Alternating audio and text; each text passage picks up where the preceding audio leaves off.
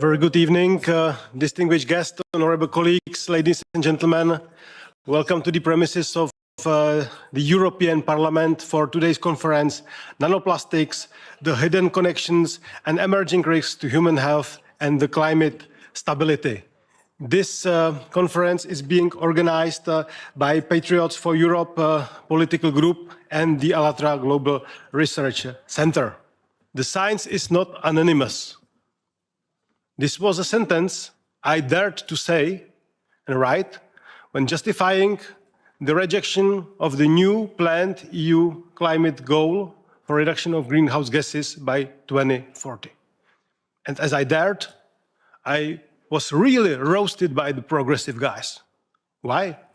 Because I questioned the European Climate Bible, which is the Europe as soon as possible, as fast as possible, is supposed to reduce the greenhouse gases, no matter on the costs, no matter on the add value, no matter on what's going on in other countries outside EU, and no matter on, let's say, indicia that there are other elements, human cost or not, that are also involved in the climate stability. And this is fully being ignored. So this is the reasons why, together with Patriots for Europe, we have decided to schedule a couple of meetings to discuss all the cross connections and complexity of the climate stability, climate change, sustainability, and also the public health. And the first of them is today on nanoplastics. Why? Because nanoplastics, compared, for example, to microplastics, are so small that their penetration to the cells and tissues is much easier. Also, they influence the CO2 absorption, for example, to the oceans, while, let's say, changing the vitality of microflora on the sea level. Simply, it's a matter of fact that nanoplastics have become a topic for not only the public health, but also for the climate. And this is the reason why I'm really glad that we could hold the debate today. And now is my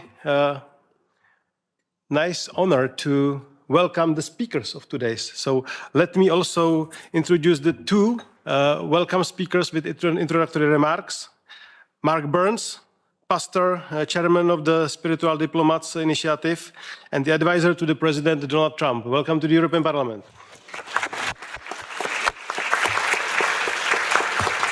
Marina Ovchinova from USA as well, the president of the ALLATRA International Public Movement. Welcome. Then we have the expert panel from the ALLATRA Global Research Center. Alexander Masny, the biochemist. Hello. Welcome.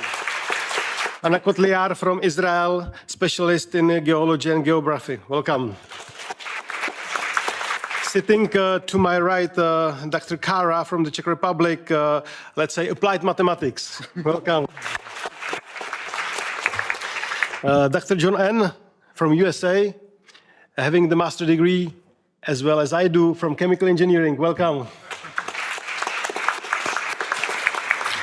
And last, but very, very not least, Professor Antonio Ragusa from Italy, obstetrician and gynecologist, the first scientist that has proven the microplastics in the human placenta. Welcome.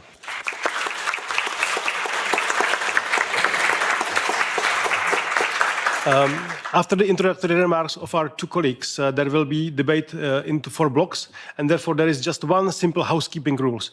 There is a tight schedule, so please follow it as much as possible, otherwise I will have to be prudent. And now it's my pleasure to pass the floor to Mark Burns. Mr. Burns, welcome to the European Parliament. The floor is yours. Thank you so much. First of all, to members of Parliament, you esteemed gentlemen, to all of the wonderful, wonderful people of freedom around the world. I'm Pastor Mark Burns, and I'm truly honored to be here. Ladies and gentlemen, most dangers we fear are the ones we can see. fire, smoke, pollution in the sky. But today I want to talk about something ALLATRA has brought to my attention, something my global initiative, spiritual diplomacy, has since recognized as one of the key areas of work, something so tiny, yet carrying enormous impact, something that may already be inside of us, something that may already be embedded inside of our organs, and it is called nanoplastics.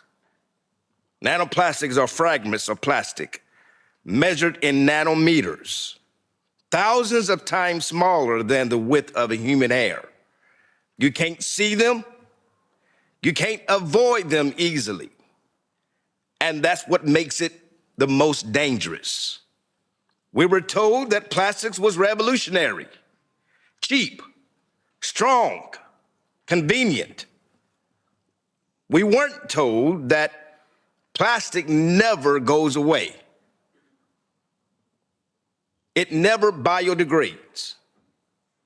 It breaks down into smaller pieces. A bottle becomes fragments. Fragments becomes microplastics. Microplastics becomes nanoplastics. And when plastics reaches the size, it stops being just trash and it becomes biological. Because nanoplastics are so small, they can pass through the cells of membranes. They can enter the bloodstream. They can travel to the organs. Recent research has detected plastics particles in human blood, lungs, liver, placentas, and even brain tissue. This is no longer just an environmental issue. This is a human health issue. So how much are we all exposed? How dangerous are we all really? We breathe them. We drink them. We eat them. Nanoplastics have been found in bottled water, tap water, seafood, salt, fruits, vegetables, and even inside our very homes, the very air we breathe. Every time plastic is heated, washed, or worn down by sunlight, it sheds microscopic particles. Synthetic clothing releases them when it's washed. Tires release them on the roads. Food containers release them when heated. Exposure is not occasionally, it is daily. Now here is the difficult truth. Science is still catching up. Nanoplastics are extremely hard to measure, but early studies are deeply concerning. They show nanoplastics can trigger inflammation. It can damage cells, disrupt hormone systems, interfere with organ functions. They may also disturb the gut microbiome, the systems that regulate the immunity, the digestive systems, and even mental health. There's another layer of concern. Nanoplastics act like carriers. They bind to toxic chemicals, pesticides, heavy metals, and so-called forever chemicals. They can transport these toxins directly into our cells. So they don't just add pollution, they multiply. And one of the most alarming discoveries is their potential effects on the human brain. Some studies suggest nanoplastics may cross the bloodstream and the blood barrier. The barrier exists to protect our most vital organs, to protect particles. Can these particles, if they penetrate, we're entering a completely new territory. Even more concerning, plastics particles have been found across the placenta, which means exposure begins before birth. For the first time in human history, we may be passing a synthetic pollutant to the next generation before they even take their first breath. Nanoplastics don't stop with us. They move through our ecosystem. Fish ingest the plankton. Birds indigest fish, and eventually we ingest them too. They alter our soil health. They interfere with the plant growth. They disrupt microbiological systems that agriculture depends on. This is a planetary 911. And I believe that even now, moreover, because of their small size, most everyday defenses were never built for them. Standard household filters are not designed to regularly and reliably capture particles at the nanoscale. Standard air purifiers are not designed to reliably remove them from either our air or our existence. Once these particles enter tissue, living tissue, the problem becomes even harder. You cannot simply clean nanoplastics out of the body cell. You cannot easily reverse what has already crossed biological boundaries. And even the solution, we often rely on plastic waste to not solve this part of the problem. Recycle may reduce visible waste, but it does not remove the plastic that has already begun to fragment, disperse, and enter the air. Which means this: even if plastic production slows down tomorrow, it would not undo the exposure that has already begun. This is not a problem we simply switch off or turn off. And when exposure continues, while understanding is still developing, the risks do not remain theoretical. They accumulate in ecosystems, in human bodies, and potential across generations.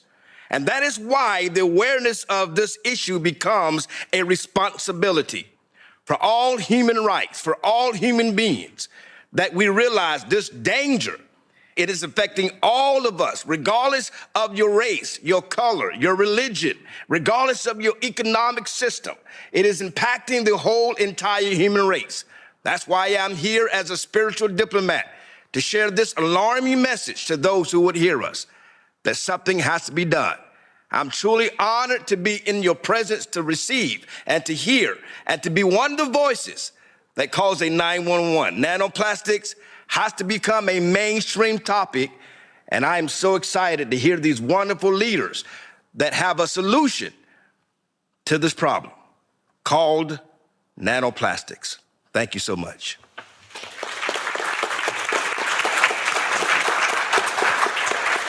Thank you very much, Pastor Burns, for your inspiring introductory remarks. And now it's my pleasure to pass the floor to Marina Ovchinova, the president of the ALLATRA International. Madam, the floor is yours. Thank you so much.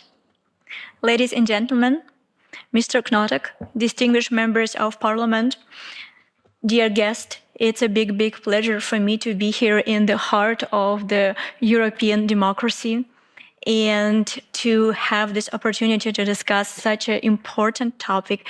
And thank you so much, Mr. Knotek, for bringing the topic of nanoplastic to the parliamentary level.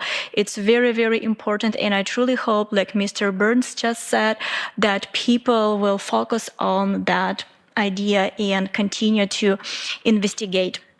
I represent ALLATRA International Public Movement. This is international community of volunteers from 180 countries, including scientists, researchers, professionals from different diverse fields. The activity of ALLATRA movement focus on comprehensive study of climate, geodynamic, and of course, environmental risks, advancing scientific awareness of these threats. The international dimension of our work is implemented through participation in the key global platform. Over the past 2 years, our participants took part in COP16, COP29, COP30, the other UN and OSCE events as well. At the beginning of 2026, in the United States, under the leadership of Pastor Mark Burns, the spiritual advisor to the President Donald J. Trump, and thanks to Pastor Burns, initiative Spiritual Diplomacy, a series of high-level human rights event was held on the ALLATRA platform within the US Capitol and Congressional Complex as well. In the scientific dimension of our work, our research platform, the ALLATRA Global Research Center plays a pivotal role. It is an independent analytical center officially registered in the United States as 501c3 nonprofit organization and also listed in the European Union Transparency Register. And today's conference is based on the 2025 report, Nanoplastic in the Biosphere, from molecular impact to planetary crisis, prepared by specialists of the ALLATRA Global Research Center. And it's my particular honor for me to share with you that one of the inspiration behind creation of this report was the apostolic blessing of Pope Francis received by ALLATRA movement in 2024 in recognition of our environmental protection activities. And in 2025, Pope Leo XIV also extended his blessing to the volunteers of ALLATRA movement as well. Of course, with the moral support of the Holy See, together with years of interdisciplinary research on micro and nanoplastic conducted by representative of our Global Research Center, formed the foundation for the popular science documentary Nanoplastic, The Threat to Life, which premiered in November 2025. The film has since received several international recognition, including awards at the festival in Mannheim, the London Independent Film Awards, and the Latitude Film Awards. Also joining me at this podium today are representatives of our research center who have traveled here from the United States, Israel, Germany, Czech Republic. And you need to understand, while they represent only a portion of a much broader international scientific consortium, one that includes experts affiliated with leading institutions around the world, they are here to present the collective research findings and analytical conclusions of the ALLATRA Global Research Center, including a comprehensive assessment of the potential consequences of micro and nanoplastic proliferation for human health and ecosystem integrity. And we invite all participants to engage in a professional, responsible, and constructive dialogue on this issue in a spirit of good faith and mutual respect. Thank you very much for your attention. And right now, it is my honor to introduce our keynote speaker, Dr. John Ahn, an expert in chemical engineering and sustainable technologies, holding a PhD from Technical University of Munich and MBA from INSEAD and a master's degree from the University of California, Berkeley. Within the ALLATRA Global Research Center, he focuses on the environmental impact of plastics on human health and planetary system. Dr. Ahn, the floor is yours.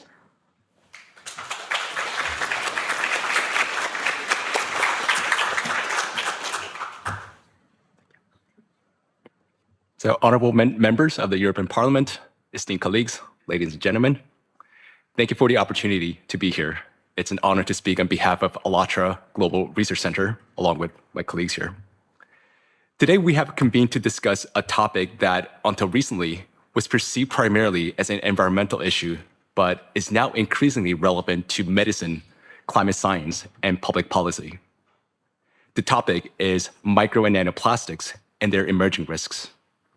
For decades, plastic pollution appeared to be a visible problem. Bottles on the beaches, debris in oceans, waste in landfills.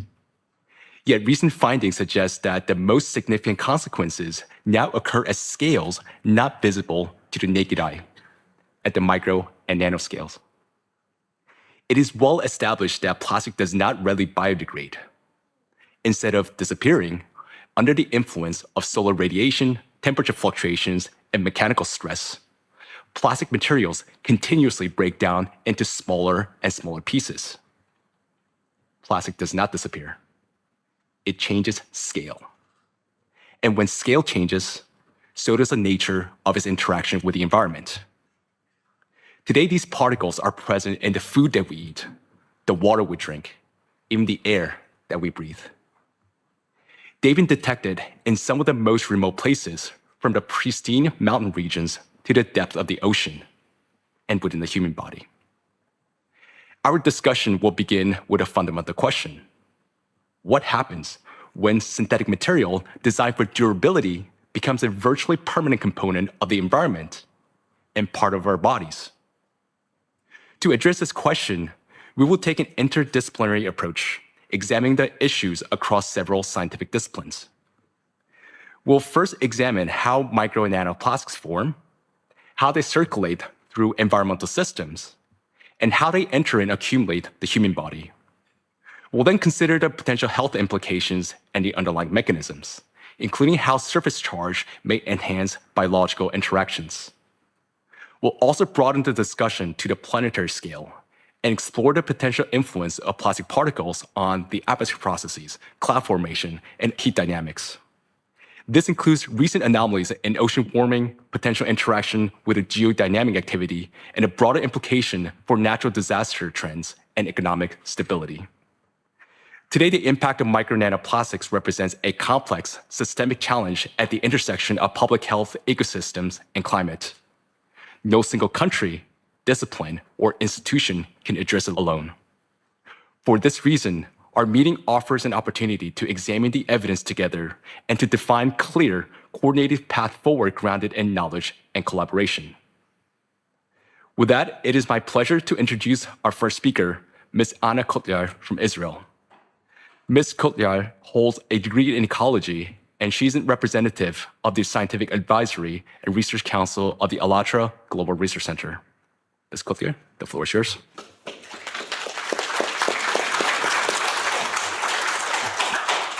Good afternoon. It is an honor to address you today. Thank you. Plastic is no longer separate from the natural environment. It now functions within it, gradually destroying its natural processes. Since the mid-20th century, more than 9 billion tons of plastic have been produced. It has become one of the most widely used materials and is used in almost all areas of life, from transport and aviation, medicine, cosmetics, and household goods. However, less than 10% of the total volume is recycled, and the bulk of it is accumulated in the environment. For example, a plastic bottle that does not disappear over the time but breaks down into particles the size of a grain of sand, less than 5 millimeters, and this is microplastic. Some of them we can still see, but many already looks like a dust. But this plastic dust continue to break down further.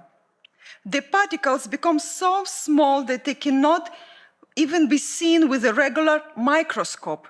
They are thousands of times smaller than thickness of a hair and can be smaller than human cells and many bacteria. And this is already nanoplastic. But it is important to understand that when plastic breaks down, not only does the size of the particles change, but their properties change as well. If a plastic fragment with a diameter of about 5 millimeters disintegrates into particles approximately 1 micrometer in size, their number increases by many orders of magnitude. From a single such fragment, hundreds of billions of microscopic particles can be formed. At the same time, their total surface area increases dramatically. It can be thousands of times greater than an original fragment. And it is precisely that surface that determines how actively the particles interact with the water, air, chemical substances, and living tissues. In addition, as the size decreases, the role of surface effect increases, including the ability of plastic particles to acquire and retain a surface electric charge. The presence of a charge increases their physical-chemical activity. Consequently, plastic fragmentation means not just its mechanical destruction, but their transition of the material to a different state, from relatively inert light waste to a huge number of active microscopic particles. And for such particles, surface interactions become a determining factor in their behavior in natural and biological systems. And we will return to these consequences of this transition later. There are already more than 200 million tons of plastic waste in the ocean, and this amount is increasing every day. It was believed that the ocean was the final destination for plastic accumulation and the kind of global landfill, but it turned out to be only intermediate reservoir. Scientists estimate that sea breezes can carry up to 136,000 tons of microplastics ashore each year, and that is more than 370 tons every day. That is why coastal residents are among the first to bear the load of this impact. Today, there are 5 so-called garbage patches in the world's ocean. However, the situation in the Mediterranean Sea, which scientists are already calling the 6th garbage patch, is particularly concerning. But unlike the others, it is invisible because it consists mainly of microplastics. In this region, the concentration of microplastics in surface waters is 4 times higher than the area of so-called Pacific garbage patch, and this makes the problem particularly significant for residents of European countries. However, the impact of plastic is not limited to coastal regions. After rising into the atmosphere, air currents carry micro and nanoplastic thousands of kilometers inland, where they settle with the rain and snow. And for example, atmospheric precipitation of microplastics have been recorded in the mountain regions of French Pyrenees. A similar pattern has been observed from the Alps to the Arctic. In other words, micro and nanoplastic are present not only in the areas of active economic activity, but also in the places that have traditionally been considered pristine. Settling on land along with the rain and snow, these particles accumulate in forests, on plants, on agricultural lands, and in soils. There they interact with the root systems of plants. Microplastics are found in vegetables, fruits, and cereals, and then they enter the bodies of farm animals through feed and are detected in milk and meat. In other words, plastic is already embedded in the food chains. Studies show that microplastic can also reduce photosynthesis in plants, indicating potential yield losses of approximately 4 to 14% for major crops on a global scale. In fish and land animals, micro and nanoplastics are associated with inflammation, tissue damage, metabolic disorders, and organ dysfunction. This is no longer a question of food quality, but also of food security. Consequently, micro and nanoplastics should be considered not as a local waste problem, but as a new physical and chemical factor on a planetary scale. In this regard, the problem of microplastics goes beyond waste management and needs to be addressed with a framework of policies on public health, environmental sustainability, and, as we will hear later, potential climate risks.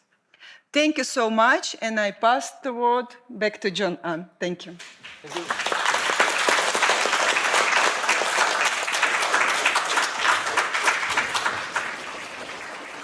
So micro and nanoplastics are everywhere, in the food we eat, the water we drink, and the air we breathe. When they enter the bloodstream, these particles can circulate through the body. They've been detected across multiple tissues and organ systems, including the liver, kidneys, heart and blood vessels, placenta, and breast milk, as summarized in a recent review published in Nature Medicine. These particles can also accumulate in the gastrointestinal tract, lungs, and endocrine and reproductive organs, where such accumulation is associated with potential disruption of the normal biological function. As someone with over 2 decades of experience in chemical engineering, I find this evidence deeply concerning. Micro and nanoplastics enter the human body continuously through ingestion, thermal contact, and inhalation. Exposure to these particles occurs without interruption. Now, among these pathways, inhalation may represent a particularly hazardous route. According to a study conducted in a coastal city in eastern China, individuals spending time outdoors may inhale up to 1 million microplastic particles per year.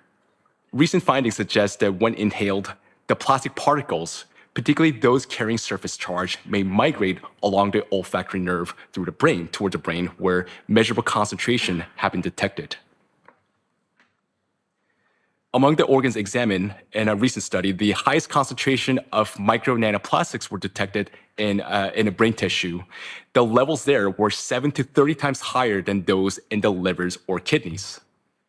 The researchers at the University of New Mexico estimate that in middle-aged individuals, each gram of brain tissue contains about 4,900 micrograms of plastics, roughly 0.5% by weight.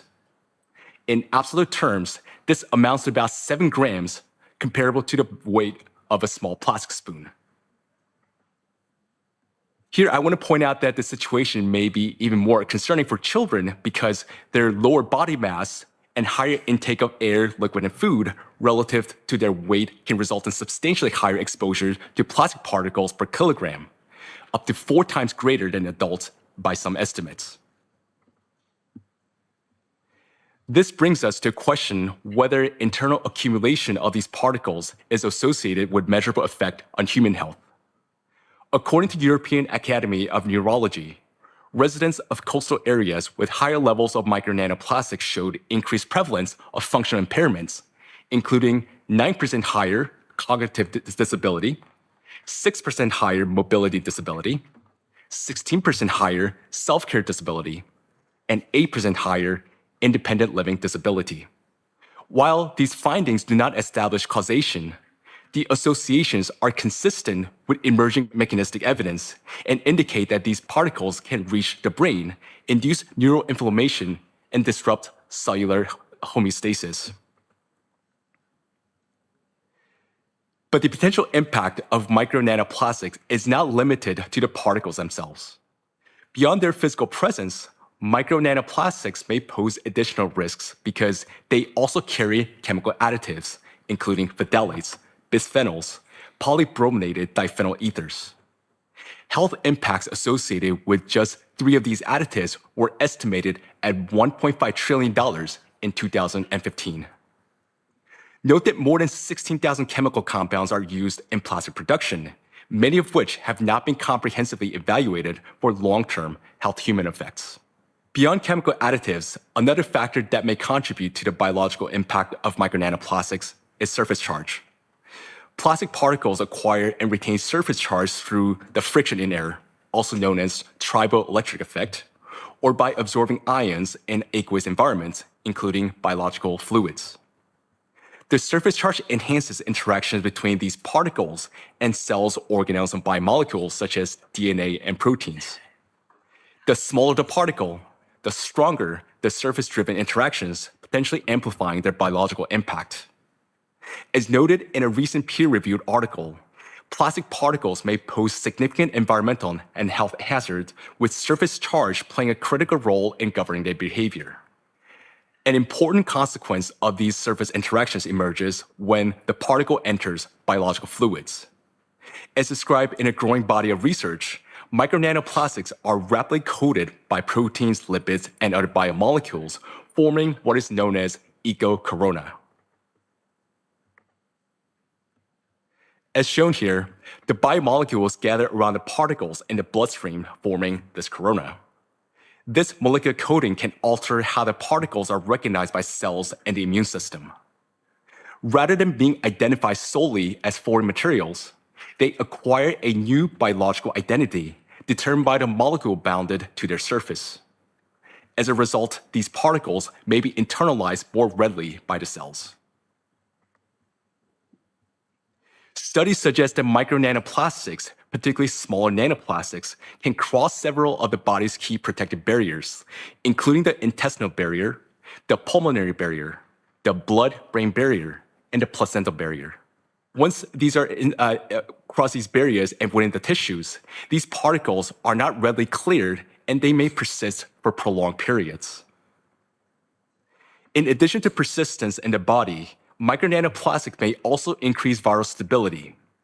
Viruses exhibit strong adsorption to plastic particles, and nearly 99% of the viral dose in some experiments was bound to their surfaces.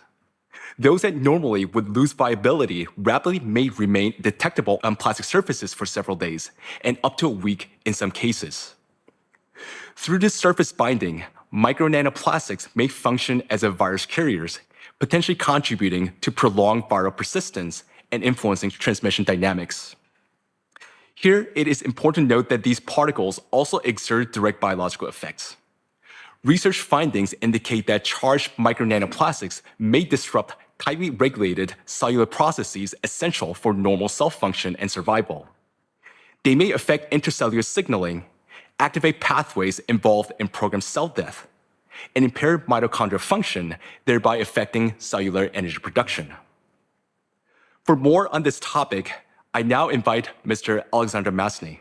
Mr. Masny is a biochemist with a Master's of Science in Life Science Informatics, and he's a representative of the Scientific Advisory and Research Council of the ALLATRA Global Research Center. Mr. Masny, the floor is yours. Thank you. Thank you so much. It's a great honor to speak here today on this topic. And we'll have a look about what is known of the actions of nanoplastic particles and their electrostatic charge properties inside a living cell. As Dr. Ann already mentioned, there is much evidence today of potential accumulation of nanoplastics in the brain. But what is happening there at the cellular level within neurons? To better illustrate this, we'll now watch a short animation which schematically will demonstrate how electric charge of nanoplastic particles could influence living cells. So let's have a look at neuron signaling.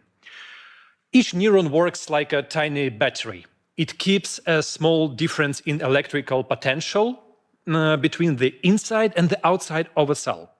This allows it to send signals at the right time. Charged nanoplastic particles in it, in their turn, may disturb this balance. And the neuron can then behave irregularly, activating too early or failing to send a signal at the right time. If this happens repeatedly, communication between neurons becomes less precise, and the function of larger neural networks can be affected. Every neuron is surrounded by a membrane that contains small gates, so-called ion channels.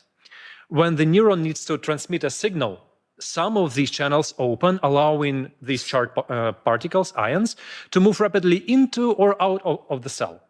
This movement changes the electrical potential across the membrane and generates a brief electrical impulse. The impulse travels along the neuron and passes the information to the other cells, other neuron.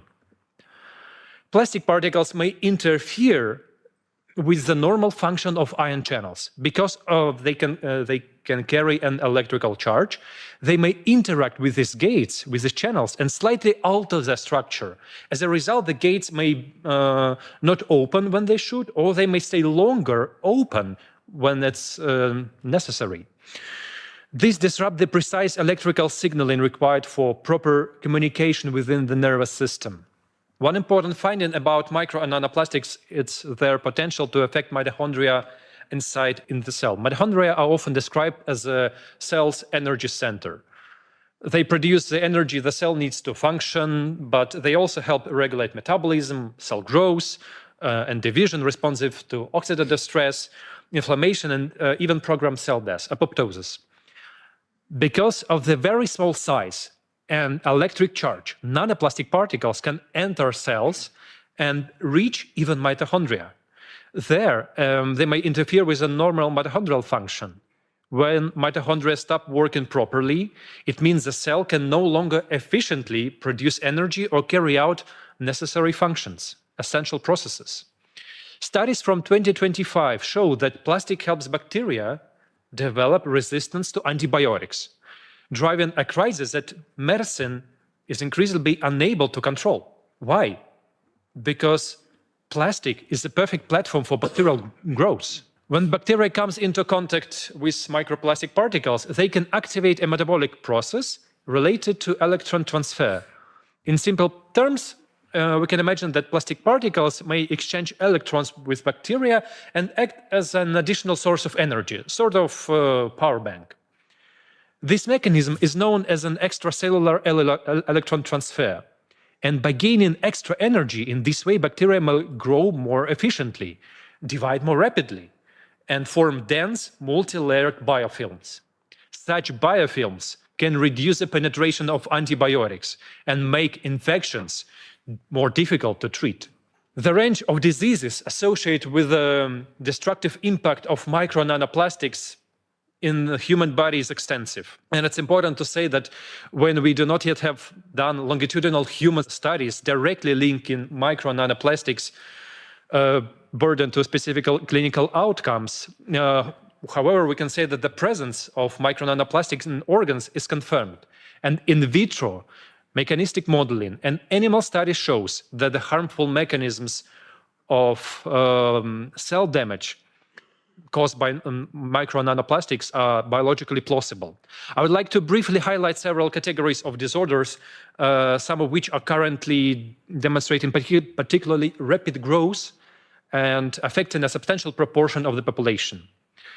Neuronal damage is associated with the development of severe, often irreversible conditions, including epilepsy, stroke, Parkinson's disease, Alzheimer's disease, and other neurodegenerative disorders. Having previously worked in the research institute in Fraunhofer on this topic on neurodegenerative diseases, including Parkinson's disease and Alzheimer, I'm particularly aware of really this complexity and societal impact of these conditions. So this topic is a really special issue of scientific relevance to me. And next we'll see that the work of researchers of the University Medical Center of Utrecht have demonstrated that immune cells exposed to nanoplastics die approximately 3 times faster than unexposed cells. And there are many more studies there. The impact, for example, have been associated with the development and exacerbation of asthma, progression of chronic obstruction of pulmonary disease, pulmonary fibrosis, the replacement of healthy lung tissue with SCAR1, an increased risk of malignant tumors of the respiratory tract. Micro and nanoparticles have been identified within atherosclerotic plaques, dense deposits in the arterial walls that narrow blood vessels and may obstruct natural blood flow. Their presence is associated with increased risk of myocardial infarction and stroke. Studies indicate that when microplastics are detected in plaques of the carotid arteries, the risk of major adverse cardiovascular events and mortality increased by approximately 4 and 5 times. A key mechanism may involve mitochondrial dysfunction induced by nanoplastic exposure. The accumulation of mutations in mitochondrial DNA combined with disruption of programmed cell death pathways reduce the body's ability to eliminate damaged cells and increase the likelihood of malignant transformation, cancer. Experimental studies in laboratory animals have shown that micro nanoplastics can accumulate in the testes, induce testosterone deficiency, and impair spermatogenesis. In animals subjected to chronic microplastic exposure, erectile dysfunction was disrupted within as little as 1 month. Equally concerning findings relate to female fertility.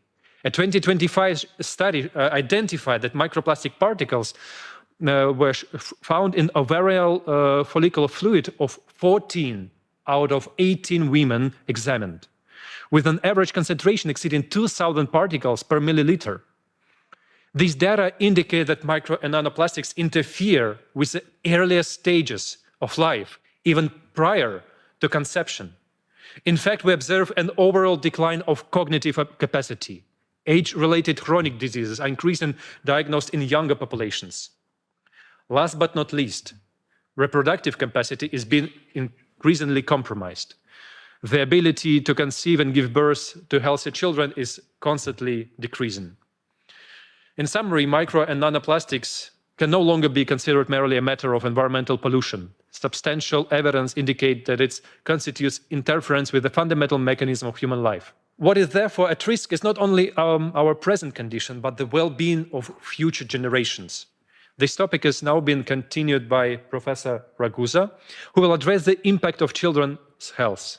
John will introduce Dr. Ragusa, a true pioneer in this field, and Dr. Ragusa will speak on the concept of cyber children, the presence of micro nanoplastics in placenta, and their impact on reproductive function.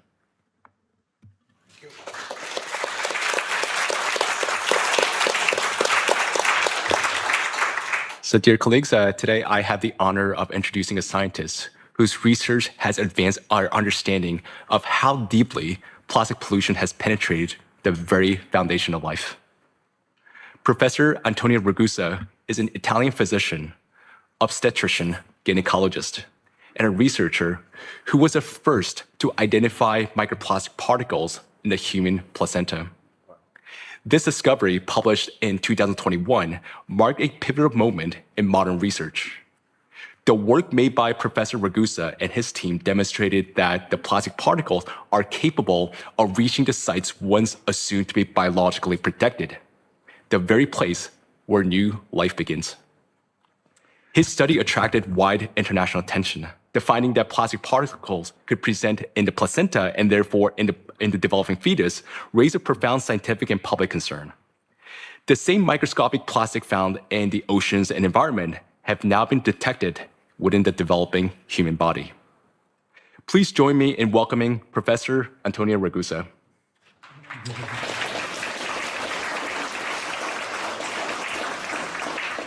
Thank you. I'm sorry, but I'd prefer to speak Italian. It's my native tongue, so I'm much more comfortable expressing myself in it, especially since I know there's simultaneous interpreting. Unfortunately, a few years ago, we discovered that plastics are present in the human placenta. Let me digress a little bit.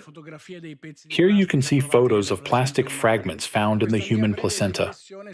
This brief digression is necessary to show you that the very same plastics present in the oceans and seas are found in the amniotic fluid and inside our children.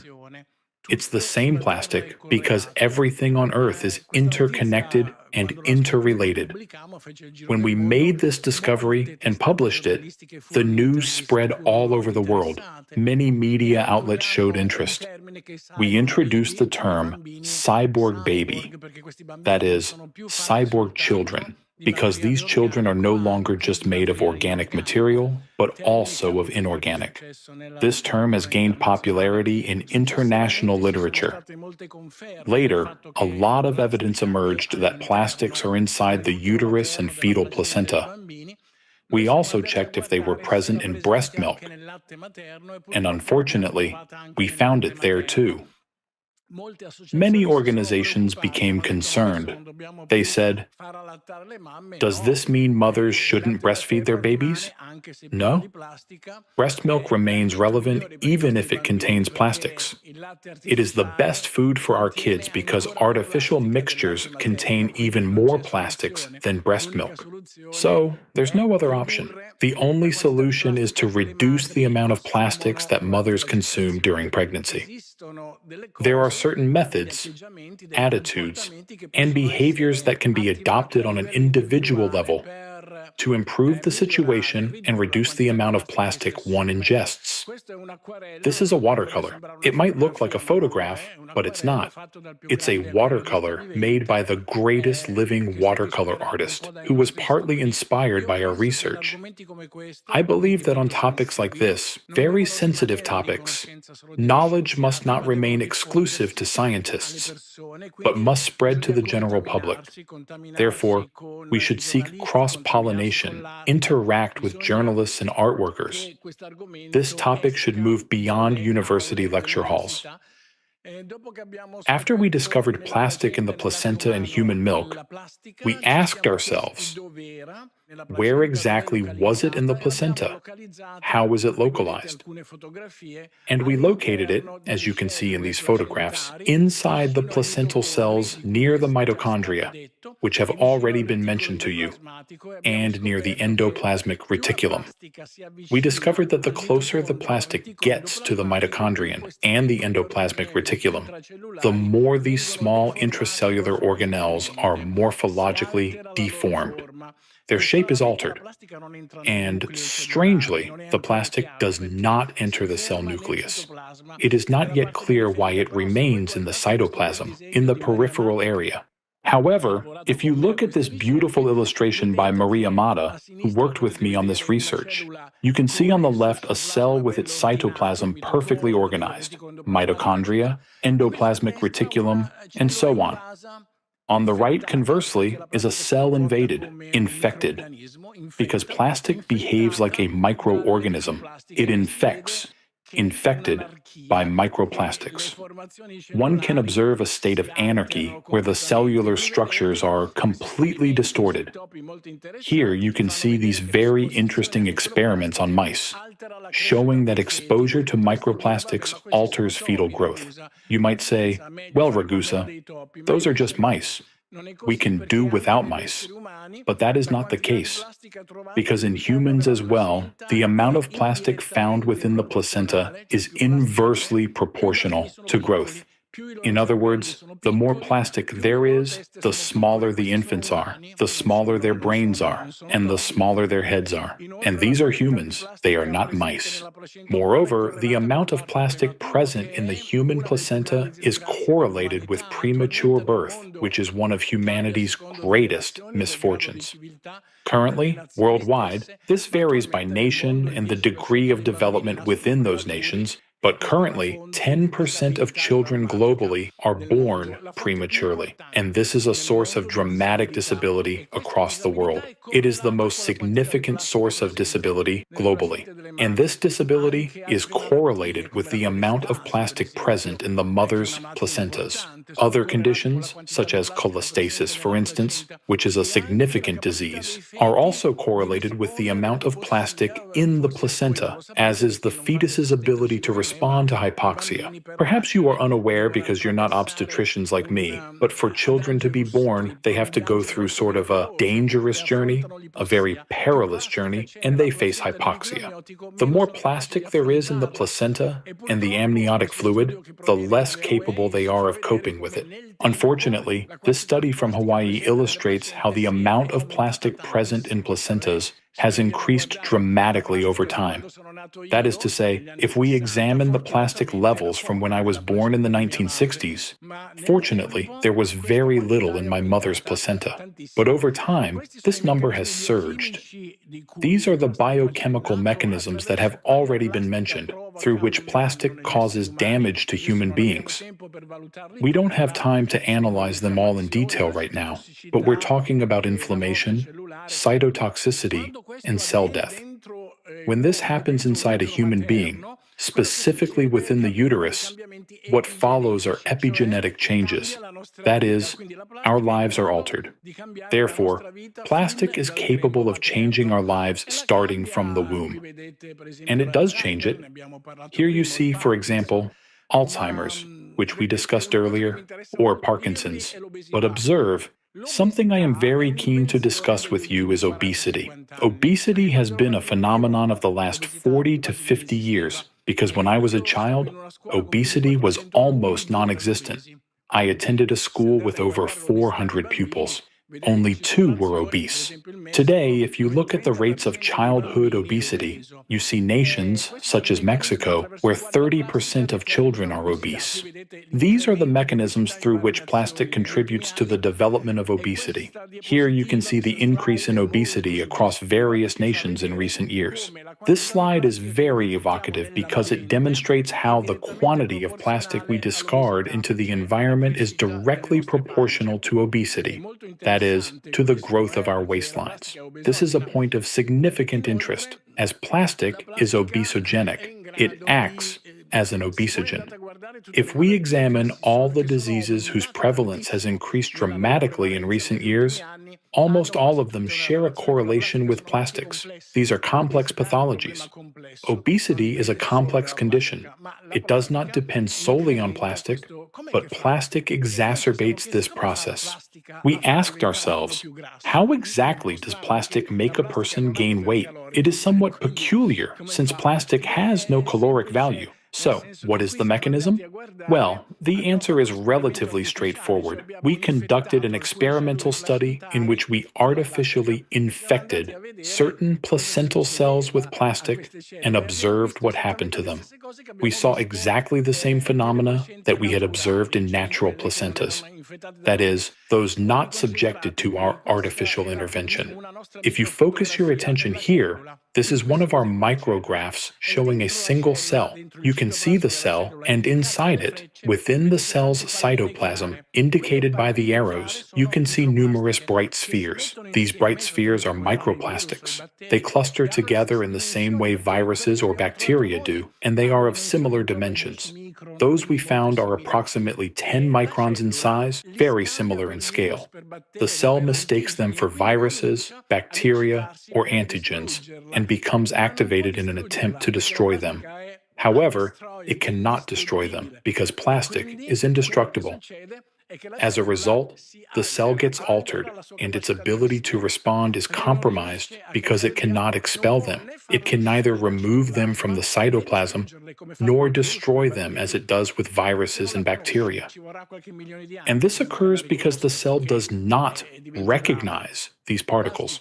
It may take a few million years of evolution before the cell learns to recognize it and handle it effectively. Plastic. As you know, and as has already been stated, the amount of plastic we discard into the environment is immense. Although I am neither a sociologist and certainly not a psychologist, over my years of studying plastic, I have developed some ideas as to why we human beings are so foolish as to flood our environment with plastic, thereby destroying it for our children and grandchildren. There are several reasons, which I describe in this work. We do not have time to explore them in detail, but essentially it stems from the fact that for millions of years, not thousands, not tens of thousands, but millions, humans perceived the environment as an enemy. And indeed, for millions of years, nature was an enemy. Imagine early humans, men or women alike, without modern scientific knowledge or understanding, standing in a forest in Borneo, knowing nothing, unable to read or write. Nature must have seemed truly terrifying to them. We have internalized this perception. We have absorbed it so deeply that even now we remain incapable of protecting the world around us. This is my final slide. It relates to a paper in which I draw a parallel between the ocean water and amniotic fluid in children. The symmetries, analogies, and similarities between ocean water, its specific concentrations of salts, magnesium, potassium, calcium, and so on, and amniotic fluid are astonishing. These two fluids are almost identical. Therefore, when we throw a plastic bottle onto the beach, it is as though we are throwing it into our mother's wombs, because all environments are interconnected. We are all part of a single, unified network. Can we do something about it? Yes, we can. Consider this. More than half of all the plastic produced worldwide is manufactured by just 20 companies. 20 companies that reap extraordinary profits. Yet the debt is paid by all of us, who gain absolutely nothing from this. Therefore, from a legislative standpoint, intervention is not impossible, although it is certainly not easy. I believe that since the world today is driven by economy rather than politics, we must make it economically advantageous to preserve our planet. There are mechanisms that can be used. I describe them in this work. They are not the simplest, but we can seize this opportunity to change the world. I will conclude my presentation with this final, very striking slide. You may not know this, but today the leading cause of death among sea turtles is plastic. Thank you for your attention.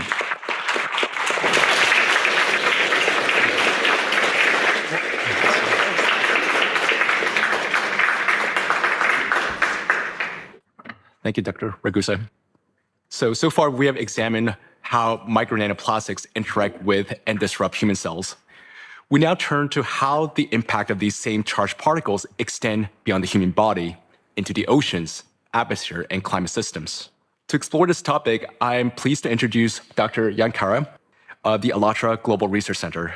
He holds PhD in discrete mathematics and algorithms from Charles University in Prague, and his research focuses on natural disasters, geodynamic change, and the environmental impacts of micro and nanoplastics. Dr. Kara, the floor is yours. Thank you. The impact of micro and nanoplastics on climate is an area of active research. One fact we already know, though, is that micro and nanoplastics do affect water cycle. So what does this influence involve? Water vapor in the air does not condensate into raindrops on its own. It needs particles to condensate around, so-called condensation nuclei. Naturally, these are particles of dust, sea salt, soot, or other aerosols. As Anna already told us, there is substantial amount of nanoplastics in the air, and the research published in journal Nature has shown that plastic particles in the air act as condensation nuclei for water vapor. When there are more condensation nuclei in the air, the same amount of water is distributed among more droplets. Thus, initially, these droplets are smaller, and it takes them longer time to grow to the size at which they start falling as a rain. But eventually, when the rain starts, it is more extreme, because more water has accumulated in the cloud overall. Thus, when the concentration of nanoplastics is high enough, they first contribute to prolonged periods of drought, followed by more intense rainfall and possibly causing flooding. Similarly to affecting rain, nanoplastics also affect how droplets freeze into ice. Normally, pure water droplets freeze at a temperature of around -38 degrees Celsius. In presence, the research from Pennsylvania University has shown that in presence of nanoplastic pollution, the droplets usually freeze already at temperatures of -18 to -24 degrees Celsius. Due to the fact that raindrops freeze at higher temperatures, hail is created at lower altitudes. This way, nanoplastic pollution contributes to more frequent creation of hail and creation of larger hailstones. On this slide, you can see graphs from European Severe Database showing how the frequency of large and very large hail is increasing in Europe over the last 20 years. Here you can see some samples of the hailstones. If we take long-term trends, then the chances of large hail in Europe are growing by about 20% per decade since the 90s. Similarly here, we can see how the chances of heavy rain are growing in Europe over the last 30 years. These events are causing significant damage, and nanoplastics are apparently contributing to the increase of these extremes.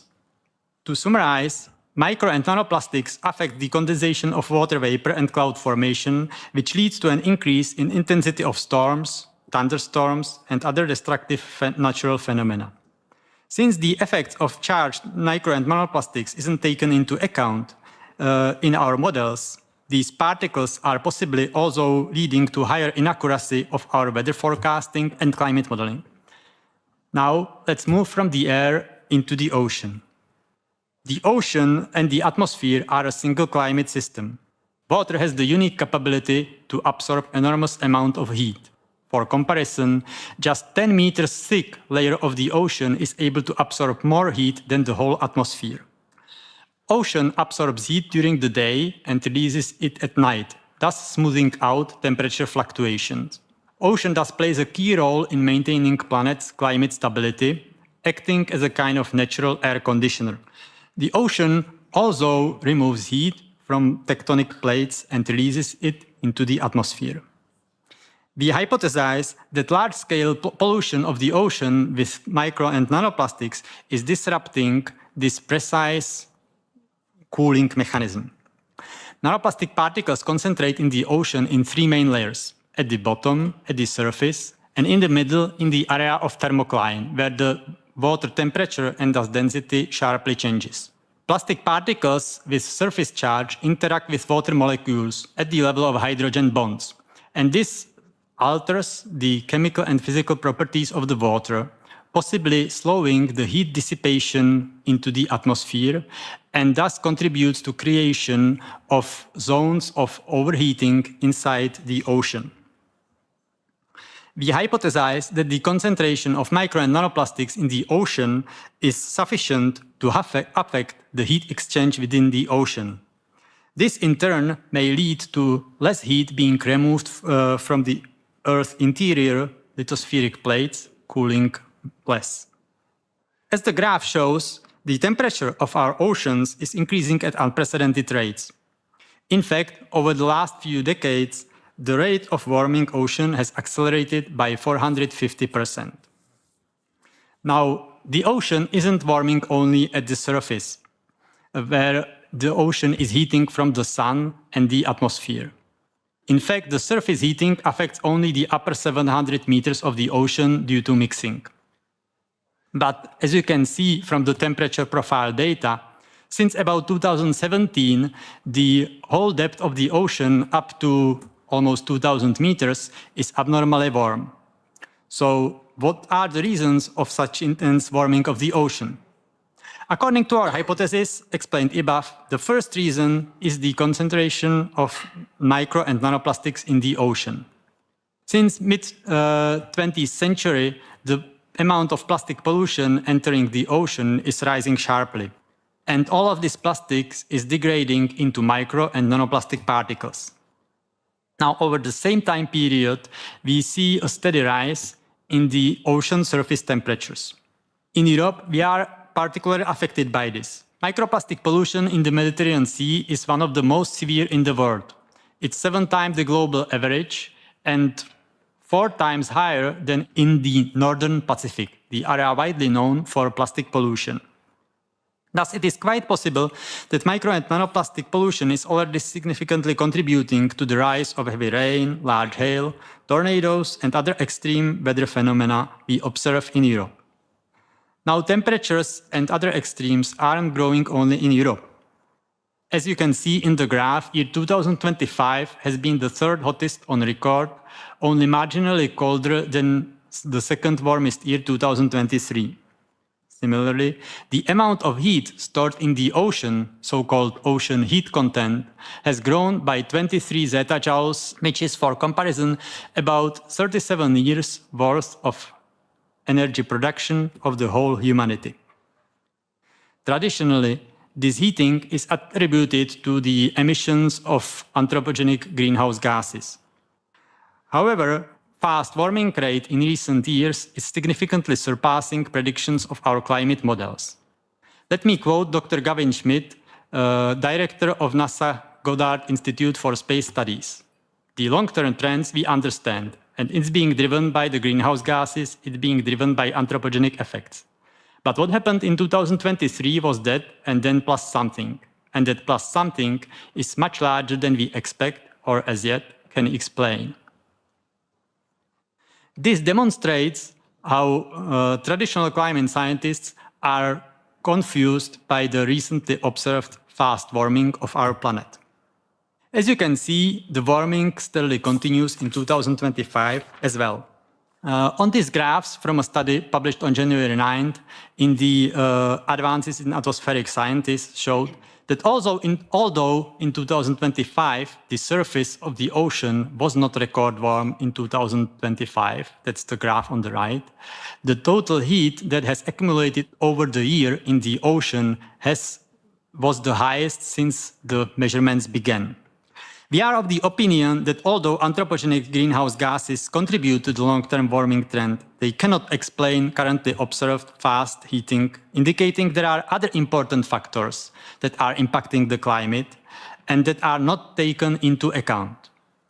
A factor we already spoke about is the pollution with micro and nanoplastics, which possibly impacts the ocean-atmosphere gas exchange, cloud formation, water cycle, as well as heat transfer within the ocean. However, we don't think this factor alone can explain the fast warming of the planet. Our hypothesis suggests that the geodynamic changes are another important factor contributing to the planet's warming. That is, activation of the Earth's interior, increasing the geothermal heat flow, heating the oceans from below, and thus, consequently, the whole planet. Let me now pass the word to John, who will be speaking more about these changes. Thank you.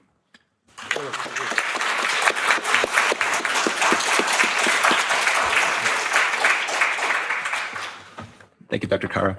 So I will now present an analysis from the ALLATRA Global Research Center on additional factors contributing to the ocean heating.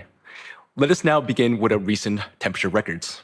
From the spring of 2023 to the summer of 2024, the average global ocean surface temperature broke historical records daily.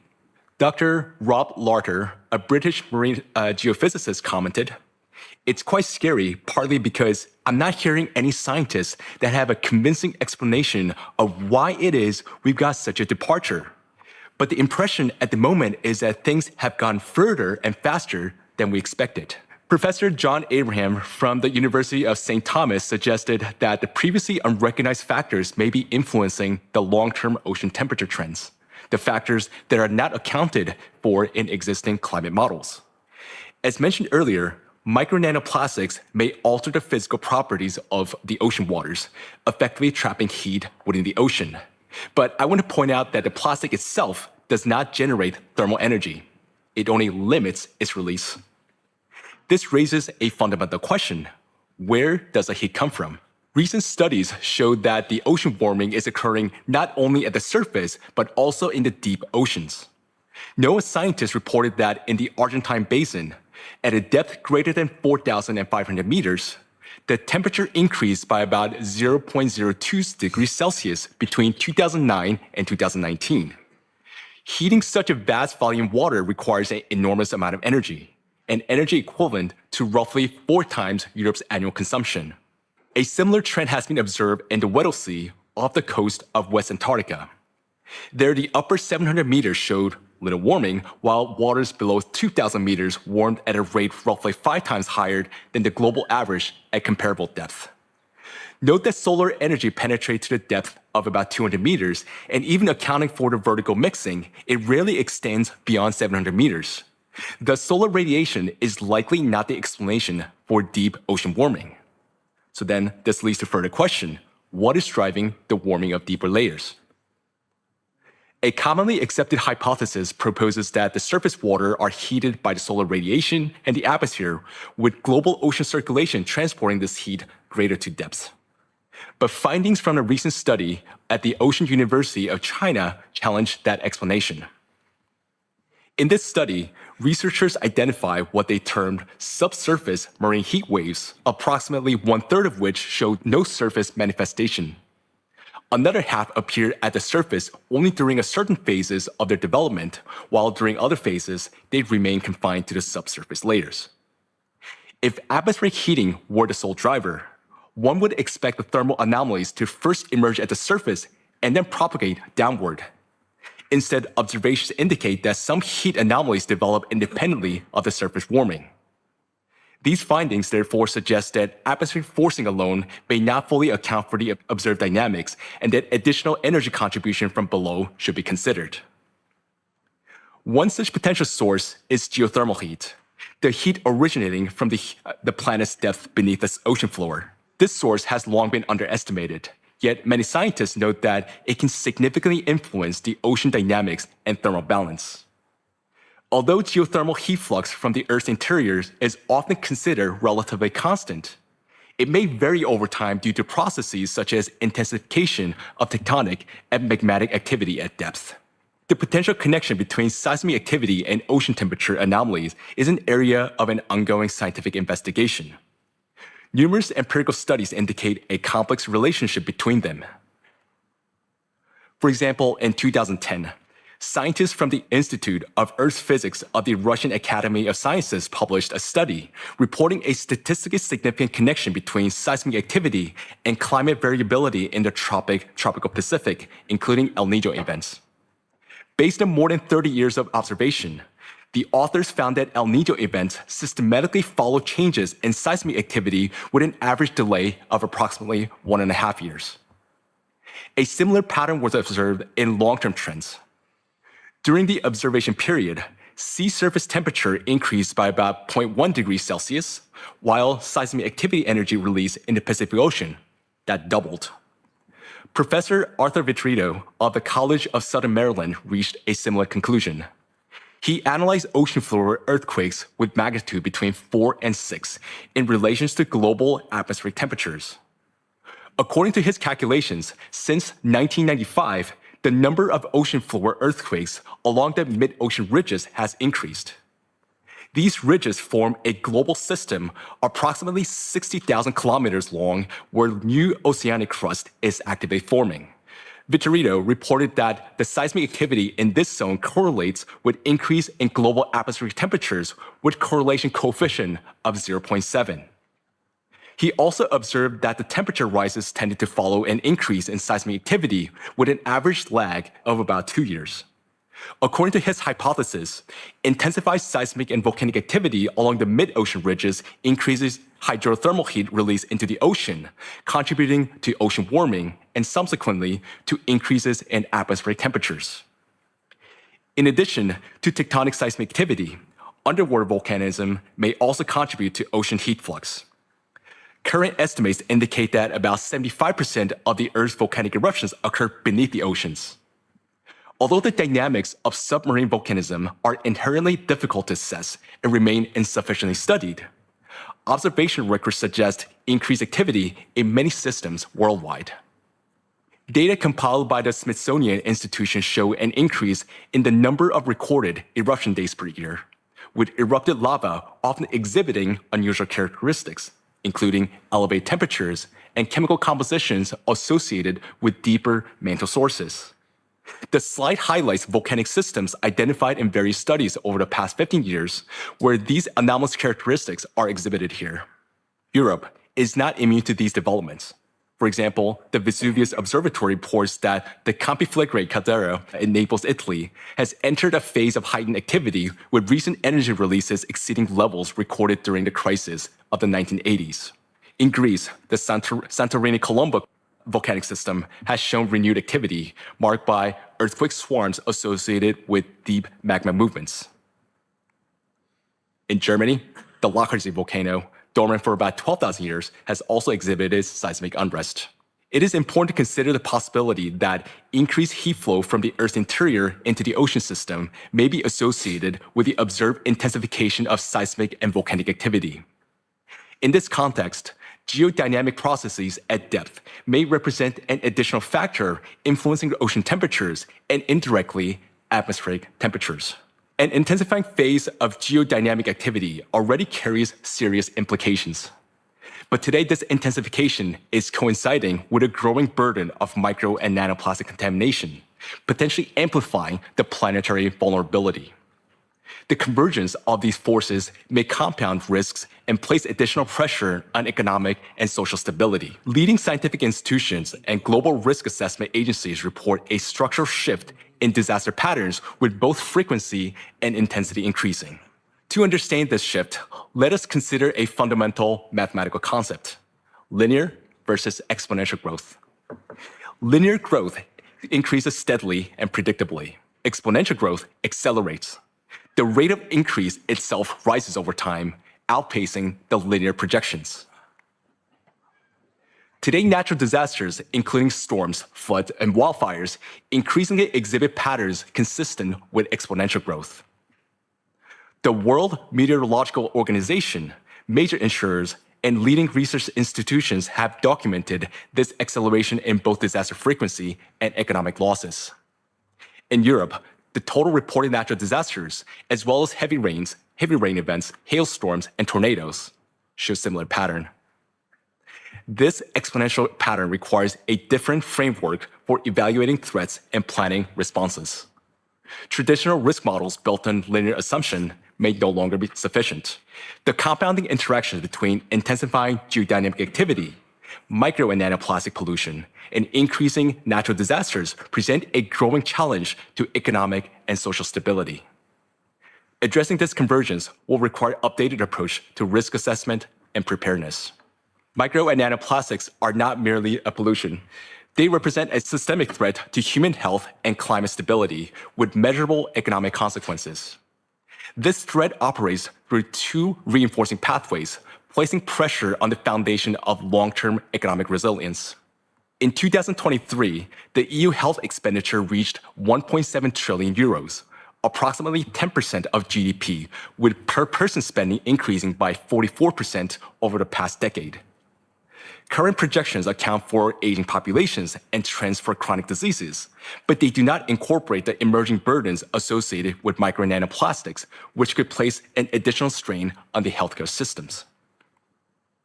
At the same time, disaster-related losses are escalating. Between 2009 and 2024, average annual losses increased by 54%, with Germany, France, Italy, and Spain among the most affected. These losses are placing increased strain on EU governments and financial institutions. While climate change accelerates plastic degradation, plastic pollution reduces climate resilience. Each dynamic reinforces the other. Yet the current policy framework do not reflect this interdependence. Plastic pollution is largely addressed separately from public health and climate strategy. What is required instead is an integrated framework that places micro and nanoplastic at the center of health, climate, and economic planning. To understand why existing approaches remain insufficient, I now pass the floor to Alexander Massenet. Yes, thank you. When people first hear that micro and nanoplastics are already in our blood, our organs, even our brains, an instinctive question arises. How do I get them out of my body? Biohacking communities promise some detox protocols, supplements, saunas, and personal hacks to flush out micro and nanoplastic particles. But this approach fundamentally misses the point, because no detox can extract particles that have crossed your blood-brain barrier and is already embedded in your organs. And here is the cruel irony. The very solution promoted by blood purification contained plastics themselves. Plasmapheresis, hemabsorption, filtration devices. We are using plastics to try to eliminate the effects of plastics. These procedures cannot extract plastic from cells. They cannot neutralize surface charges. They cannot restore disrupted cellular pathways. As Professor Sajju Ganatra has stated, that there is no safe levels of these chemicals in the body. The goal cannot be slightly reduced for individuals' load, while the environment continues to saturate us with new particles every day. To see why current solutions fail, we need to look at a full plastic life cycle. Someone might say, let's reduce plastic production and use and ban plastic production more. So this is impossible now. Plastics are now deeply embedded in the modern life. Examine what will collapse: medical devices, food supply chains, electronics, constructions, our infrastructure. A full prohibition is simply not possible in the foreseeable future, and it's also economically disadvantageous, either at the level of individual countries or at the level of international economy. We turn to recycling as the supposed solution. But here is the paradox. Recycling generates more micro and nanoplastic particles. The mechanical stress of recycling plastic to shred particles faster than virgin plastic will degrade. We're not solving the problem, we're accelerating it. And here is the biggest issue no one talks about, and where we have no answer at all. Humanity has already produced 10 billion metric tons of plastic. Much of this now breaking down into invisible particles that circulate in our air, in our food, water, and accumulate inside our bodies. 100 million tons will continue fragmenting for centuries, even if we stop production tomorrow. The world ocean alone contains 200 million tons of plastic waste. Current extraction rates of ocean cleanup efforts are approximately 20,000 tons per year. This is less than 0 0.01%. At this rate, complete ocean cleanup would take up approximately 10,000 years, assuming we stop all new pollution today, which we cannot. So the problem compounds exponentially, and whether we stop production or not. The greatest danger isn't that plastic we haven't yet made or recycled.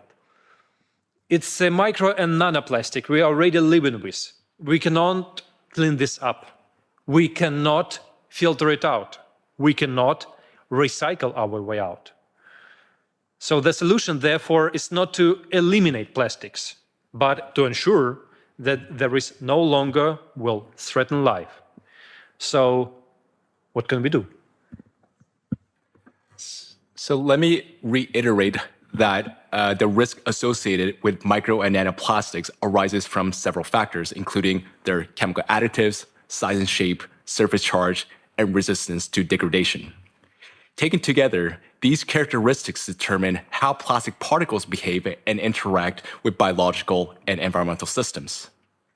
As my colleagues have noted, plastic particles already present in the biosphere pose ongoing threat that must be mitigated. Yet we currently have no practical means of altering their chemical composition, size, or shape at scale. But one viable direction, at least in theory, may be worth exploring: the influencing their surface charge. The surface charge of micro nanoplastics plays an important role in determining their behavior in biological systems. Many naturally occurring nanoparticles, such as mineral dust, sea spray aerosols, and clays, also carry surface charge, but charge associated with plastic particles appears to differ in its persistence and its interaction dynamics. It can remain stable across multiple environments, including air, biological fluids, and this charge can enhance the particle's ability to, for example, penetrate cells and cross biological barriers, including placental and blood-brain barriers. It also enables the plastics to bind to DNA, proteins, and cell membranes, and to persist, accumulate within tissues, and to influence the water cycle and heat transfer dynamics in the oceans. Therefore, if the surface charge of the plastic particles could be neutralized or even partially be reduced, their biological interaction and uptake could be limited. So this could, in turn, lower cellular adhesion, reduce charge-mediated binding to DNA proteins, decrease absorption of toxic substances and heavy metals, and restrict transport across biological barriers. For these reasons, international research should focus on developing methods capable of reducing or neutralizing the surface charge of micro nanoplastics. Achieving this objective would require coordinated, large-scale international collaboration, potentially comparable to major scientific initiatives of the past, such as Human Genome Project. I now pass forward to Jan Kara.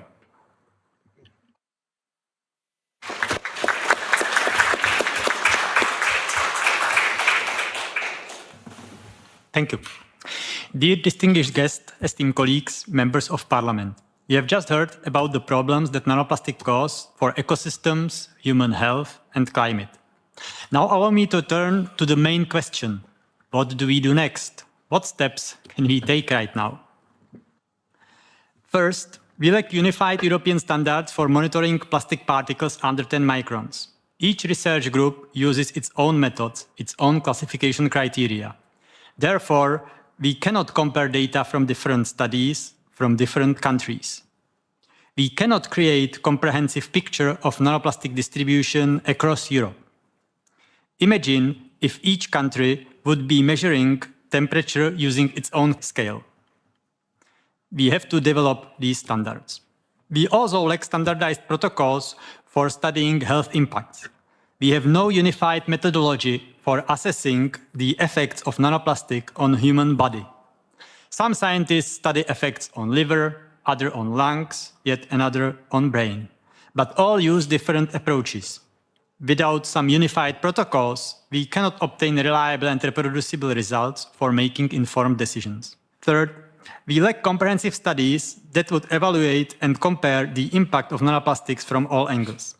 Here, I would like to highlight the Horizon Europe research topic that was published last year about advancing knowledge on the impacts of micro and nanoplastics on human health as a good step in this direction. And fourth, there are no requirements for including nanoplastics in climate research. Science climate models still do not account for this factor. We study the influence of CO2, methane, aerosols, but we completely ignore nanoplastics, which can significantly affect climate processes. This is a serious gap in our scientific methodology, and therefore we think it is necessary to adapt climate models so they properly account for nanoplastic pollution. It is also important to grow public awareness of the micro and nanoplastic pollution topic. Studies on micro and nanoplastics impacts on health are increasingly being discussed in social media. The Eurobarometer survey from 2020 has shown that 94% of Europeans care about protection of natural environment is important for 94% of Europeans, and 88% of them are concerned about the microplastic impact. Given the particularly high level of microplastic pollution in the Mediterranean, 7 times above the global average, it is important to act proactively. Finally, let me emphasize that nanoplastics pollution is a global problem, and Europe cannot solve it alone. First, because plastic released into the environment in one part of the world degrades into micro and nanoplastics, which is then quickly spread throughout the world.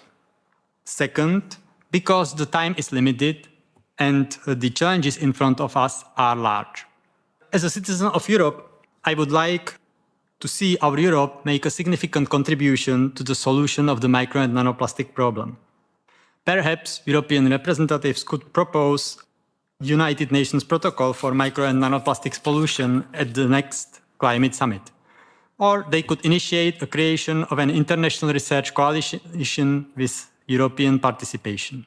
In conclusion, I would like to emphasize that according to our estimates, the window of opportunity for substantial progress is several years, not decades.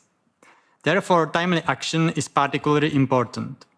I sincerely believe that we have all the capabilities to address this 21st century challenge. And now, let me hand back to John for the conclusion.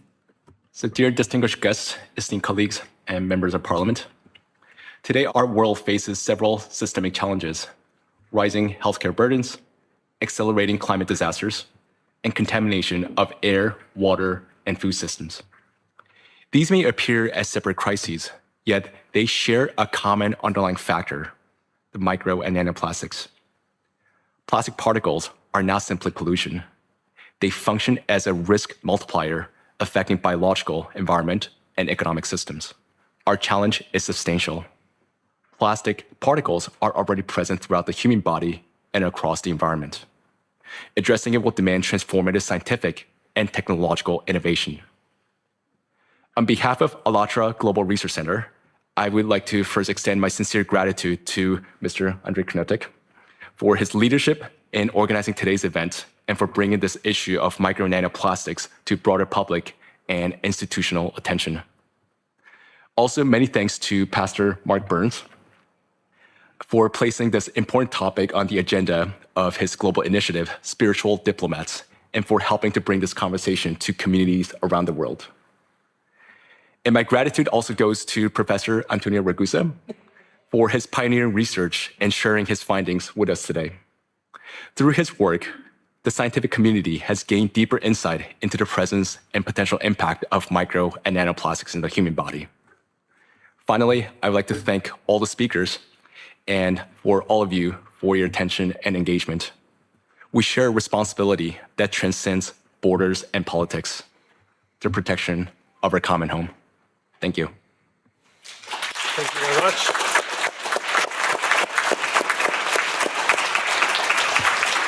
Thank you very much for all your professional contributions. And now it's time for potential questions from the public. So I'm looking around. Is there any question or remark towards our distinguished speakers, distinguished guests? I would like to ask Mr. Ragusa. He mentioned that amount of nanoplastic in placenta has grown over decades. Do you have some data regarding it? Yes. There are at least 3 international studies showing that the amount of micro and nanoplastics within the placenta has been gradually increasing over the years. And the increase has been particularly noticeable over the last 10 years. This is because the amount of plastic that to put it into perspective, 90% of all plastic produced ultimately ends up in the environment. Some countries are more conscientious than others. Italy, for example, is very conscientious because it recycles 12% of its plastic. But there are countries in Southeast Asia, for example, that do not recycle anything at all. Thus, all the plastic produced ends up in the environment. And, as we have shown earlier, the external environment, that is the seas and oceans, is closely connected to our internal biological environment, specifically the placenta and amniotic fluid. Since we are constantly dumping plastic into the environment and its amount is increasing year after year, it is obvious, both from a scientific and practical point of view, that the amount of plastic in our children and in our fetuses, even before they are born, is steadily and relentlessly increasing. Grazie mille. Thank you very much for the answer, Professor Garuzzo. And any potential question? Oh yeah, the madam over there, please go ahead. Good evening, and thank you very much for this very kind panel that we have tonight here, bringing such important topics for nanoplastic. I'm Anila Prethi, a journalist from Albania. Actually, Albania is not yet a member of European countries, but geographically we are in Europe. So as you know, Albania has a long coastline along the Adriatic and Ionian Seas. Based on your experience and the studies you have conducted on the impact of nanoplastics and plastic waste management, what are the minimum steps of small countries, for a small country like Albania, to have effectively monitor and manage the risk in its waters? And the other question is, how can these measures be integrated into the effective national legislation, considering the correct regulatory gaps that we have in our nation? Thank you very much. And who is now interested to answer that question? Yeah, I will start with some points. Indeed, like for a small country like Albania, it's unique, this geographic position between the Adriatic and Ionic Seas. Yeah. The issue of micro nanoplastic is particularly acute. And in correspondence to your question about these minimum measures, I would like to begin with the context of today's discussion that we ever read. They need to develop really a unified European standards for monitoring plastic particles smaller than 10 microns have already been rightly, right step. And this conference, we have discussed it and proved that actually it's very important to really do it all together with all countries. How this can be integrated in national strategy? So in our opinion, like a minimal yet effective step is really to, what you can take immediately, is to create supportive conditions for the scientists who are engaged in micro and nanoplastics research. Resources could be directed towards a research group focused on identifying viable methods, developing solutions on neutralizing the surface charge of nanoplastics. And we see this as an investment in the future of kids. And by supporting them, domestic experts, by encouraging them to pursue this fundamental solution rather than addressing consequences alone, the country can position itself not only merely as an observer, but a leader in this advanced research and in protective technologies against nanoplastic burden.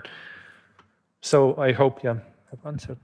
Yeah, I'll just add another thing with that, everyone can do is to raise awareness. I mean, just as an ordinary person, you could, a lot of people, maybe not a lot of people, but some people are not aware of this invisible problem. It's just the micro nanoplastic is just everywhere, but we don't see it. So oh, people think, oh, it's not really a problem, but it is a problem. I mean, you have seen the data, you have heard what we've talked about, and it's invisible. But let's make that visible, and you can do that through just simply by talking to your families at dinner tables, or I mean, you're part of in a media. So I mean, just do what we can to best of our abilities, because I mean, like when we have such a big noise from just ordinary people, then that could help to raise the awareness and bring to the solution. I mean, a lot of times things don't come from the top to the bottom. Sometimes things have to come from the bottom to up, and this is something we can do as individuals. So that's what I want to add. Thank you very much. I'm looking for occasionally other question. Oh, the madam in the very last row was first. Okay, yes, you. Thank you so much.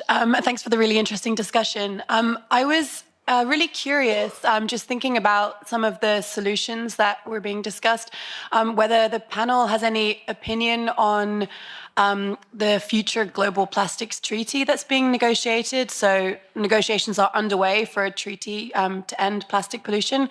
And at the moment, nanoplastics are not mentioned at all, and microplastics barely at all. So would just be really curious on your reflections about the role that a treaty could play in solving some of the issues that you presented. Thank you. Okay, maybe so I'll try to answer.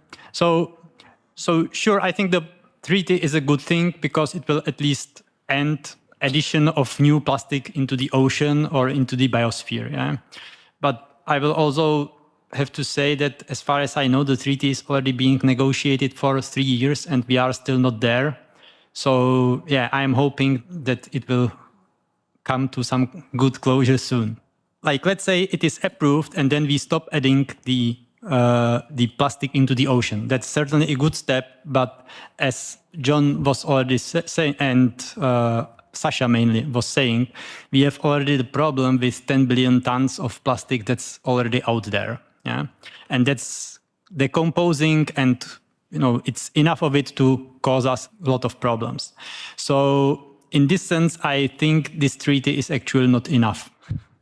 And we will have to come up with other solution how to deal with the existing plastic. And so far we don't even have the scientific understanding how to do this. So I guess like some treaties are a bit premature at this point, but we have to, let's say, get the common will to significantly invest in understanding and researching the problem. Thank you very much. The next question was from the madam in the red shirt. Yeah. Okay. Thank you very much for this very informative session. I note that you said earlier that there's no safe levels for micro nanoplastics in us, but the reality is we can't escape it, as you've already also shared. And you highlighted a point that sometimes we do get action when it's bottom up. So just wondering if there's enough bottom up pressure, I guess, applied, if we could get more action from top down by legislation and rules, by having minimum safe threshold levels. Do you foresee that we will develop some kind of safe range or safe limit for the various polymer types? Maybe I can initiate the answer to this question. As I outlined in the beginning, the problem here is that you don't see the problem, yeah? And it's not physically visible. And also, as it is a multidisciplinary agenda, it touches, as I said in the beginning, the Bibles, so-called political dogmatic Bibles.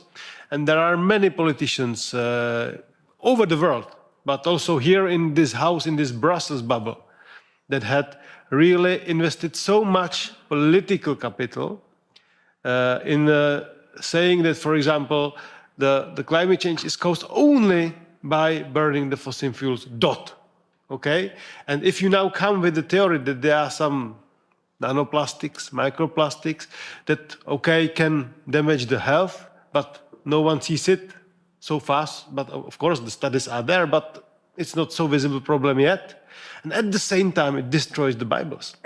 They try to be resistant because basically it would mean that for at least one or two decades, they didn't say the full truth to their electorate. And what they try to do, those progressive guys usually, they try just to maintain their electorate, and they cannot admit a change. I'm coming from a corporate business. For me, if we had a company strategy and the time showed that the company strategy needs improvement, we did it. But for some political branches, political parties, simply if you go this direction, then you should change it. It would be a loss for them. Instead of turning it into occasion, they're just afraid of this. So I'm afraid that there really must be much more, to conclude the answer, much more pressure from the bottom to the up in order to persuade politicians across the party, because in the European Union, unfortunately, we don't have a majority system. We have 5, 6, 7, 8 political groups, and you have to find majority across them. Yeah, in over the Atlantic, it's maybe sometimes a little bit easier, Pastor Burns, that you have basically two parties and they are changing. So, strong occasion for public to be more vocal on this topic. That's my answer. Thank you. Okay, maybe I'll address the question about the safe limits. Yeah. So here it is important to understand first thing. So, with plastics, it's not so much about the acute exposure into the plastics. Yeah. So there is the current plastics you are inbreathing isn't that large. The problem is that the plastics is accumulating in the body over the time. Thus, that's the problem with the safe levels, because even though the levels are low, because you get exposed to them every day with every breath, essentially, then over the years, they accumulate and eventually they start causing problems. So that's the problem with the definition of safe levels, or that's the main problem of defining the safe levels. So at this point, of course, we could define the levels so low that if we consider the accumulation over the whole lifetime, you would say, okay, it's negligible. But I am of the opinion, although I have no data for this, that these levels would be so low that they would basically be impossible to reach anyway. Yeah, I don't think currently, at least given the current scientific knowledge on this topic, I don't think there are any safe levels. Yes, I'm sorry to say that, but yeah, that's what we know so far. Yes, please, Professor. A good question is why, if plastic is so dangerous for us, we live so long and we live more than our father and so on. Why? Because plastic don't kill you and don't kill us. Plastic don't kill. Plastic permit us to live along, but with a lot of disease. With a lot of disease. Plastic is able to growing the number of disease that we have. Also when we are baby, when we are infant, because infants today have a lot of disease that long time ago they are not. And so the response to this question is plastic don't kill, plastic ti rende malato, do disease to you, not kill. Thanks. Thank you very much. I think we have time for the last possible question. Do I see a madam over there? Yes, please. Yeah, you. Yeah. I have a very quick question. As a psychologist, if I decide to make a research based on your experience to find or not a link between monoplastic and psychological disorders in public mental health, which variables will you suggest to use for this research? I must say that I come from Albania, so the needs there is very big. And I wanted to take this possibility to have a good answer. I would highly recommend you to inform yourself with the report that I mentioned, the foundation for this conference. In this particular report, you can find more than like hundreds of peer review articles and their analysis. So that will help you literally start your own research in this topic and follow all the sources. So if I can ask technical team to bring this report to the screen, I would really appreciate. So you can take a screenshot. Thank you. Mark, Pastor Burns, would you like to step in for final minute conclusion? Well, first of all, I'm very encouraged to see nanomicroplastics coming more to the forefront. Thanks to ALLATRA and to Marina and the wonderful team in the United States, I was just introduced to this immense real problem that exists. Through their ALLATRA's extent research, I have become extremely alarmed about nanoplastics. And to see these wonderful experts on this panel is encouraging to know that people are working on the problem. But it is, as one writer said, it is insanity to do the same things and expect different results.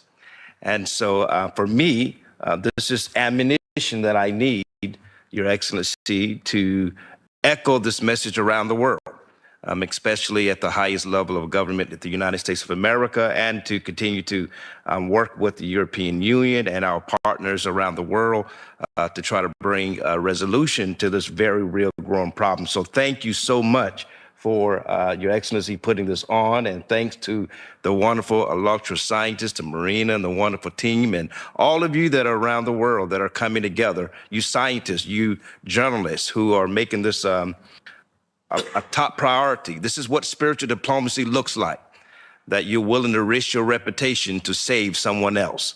And this was all about the unborn babies, the neuroscientists, the Alzheimer's disease, all the effects of nanomicroplastics that we've learned in this wonderful panel is to make the human society a better place. So thank you so much for doing this. I'm very grateful.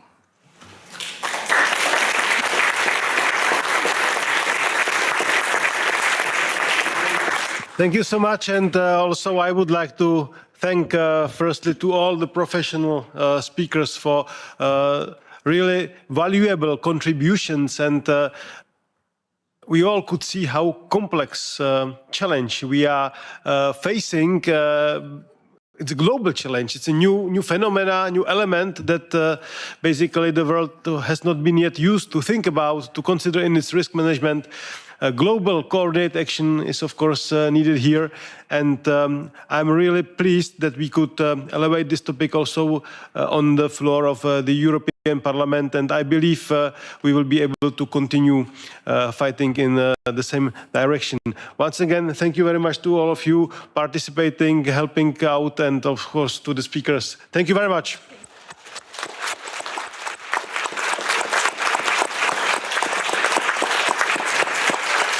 And thanks to the introductors. Thank you.